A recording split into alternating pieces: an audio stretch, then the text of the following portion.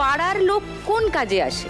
কোনো আমার কাজে আসে বিপদে না। তারা আমাকে খাবার দেন না, কেনই বা তারা এত কথা বলবে, আর আমি তাদের কথা কেনই বা এত শুনবো? তো পাড়ার লোকে কি বলবে এই ভয়ে বিয়ে দিয়ে দিল। বাহ, অপূর্ব। তারপরে আমার তারপর কি সর্ব হলো? খেলা, অত ভালো খেলা সব নষ্ট হয়ে গেল। একটা মেয়েকে তার জীবনের আসল জায়গাটা নাড়িয়ে দিয়ে ঘেঁটে দিয়ে সে হতে চায় খেলোয়াড়, তাকে বানিয়ে দিলেন আপনি বাড়িতে কাজের লোক বিনা পয়সার। ভুল বলছি? না না, ঠিক একদম। এটা অন্যায়, এটা হতে পারে না। কত বছর আগে বিয়ে হয়েছে তোমার? বিয়ে হয়েছে আমার 12-13 বছর হলো। আচ্ছা, দিয়ে এই রিসেন্ট আমার আবার তোমার কলকাতা সন্তান বা দুটো ছেলে, দুটো একটা ছেলে 3 হয়েছে। বছর, একটা 8 প্লাস। তো তাদের নিয়ে তুমি ব্যস্ত? তাদের নিয়ে আমি এখন খেলাধুলাও করছি, ওদেরকে করছো? সময়ও দিই। হ্যাঁ ম্যাডাম। কি করে তুমি আবার শুরু করলে?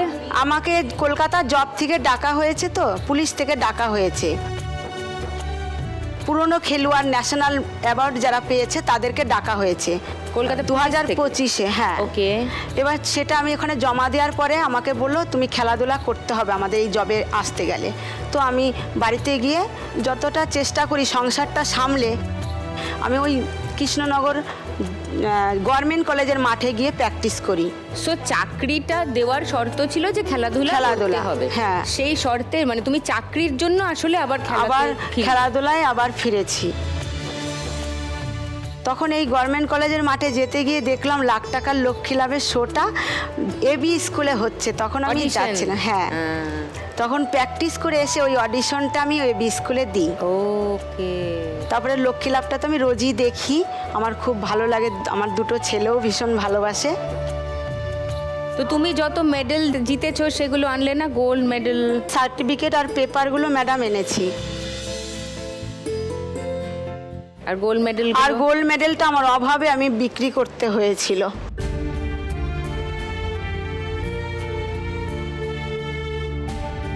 গোল্ড মেডেলটা বেচে দিলে? হ্যাঁ ম্যাডাম। কত টাকায় বিক্রি করেছিলে?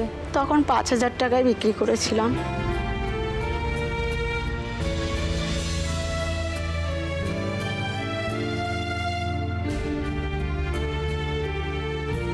একটা দিন আমার ঠিক করে খেতেও পারতাম না, কিন্তু আমার বাবা মা জানতো না। আজকে টিভি শোতে সবাই জানলো।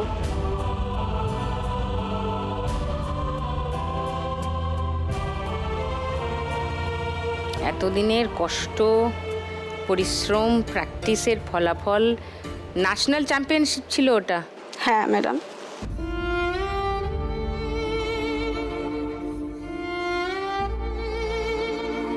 তোমার মেডেলের ছবি পাঠিয়েছিলে না তুমি? ম্যাডাম। হ্যাঁ, সবাইকে দেখাই একটু। অনেক নষ্ট হয়ে গেছে। আমাকে সৌরভ গাঙ্গুলি একটা ট্রফি দিয়েছিল, ওটাও ভেঙে গেছে ঘরটা করতে গিয়ে। যত্ন করে রাখোনি? কিছুই যত্ন করে রাখতে পারিনি। আমি নিজের যত্নটাও করতে পারিনি, ওদেরও যত্ন করতে পারিনি। না, এটা তো একটা হতাশা থেকে আসে। সবার আগে তো নিজের যত্ন করতেই হবে। মহিলারা যেটা কিছুতেই করতে চায় না। এখন এখান থেকে গিয়ে তাই করব। Please please, it's high time do that. তোমার বাড়ি থেকে কেউ এসছেন? হ্যাঁ, আমার দুটো ছেলে, আমার ভাইয়ের মেয়ে, বান্ধবী, আমার হাজবেন্ড। দুটো ছেলে, ভাইয়ের মেয়ে। আর ওকে নমস্কার করছে? ওটা ওর মেয়ে। ওর মেয়ে। ওকে। আর তোমার বর? ওকে, নমস্কার। আর ওরা পড়াশোনা করে? হ্যাঁ। তোমাদের নাম কি গো? অঙ্কুশ সাহা। অঙ্কুশ সাহা। তোমার নামটা কি হিরো অঙ্কুশকে দেখে রেখেছে বাবা মা? হ্যাঁ, হিরো অঙ্কুশকে দেখে। হ্যাঁ, ঠাম্মি। ঠাম্মি রেখেছে আমাদের অঙ্কুশ হাজরাকে দেখে। অঙ্কুশের ভীষণ ভক্ত আমার শাশুড়ি মা, 96 বছর বয়স। আর তোমার ভাই?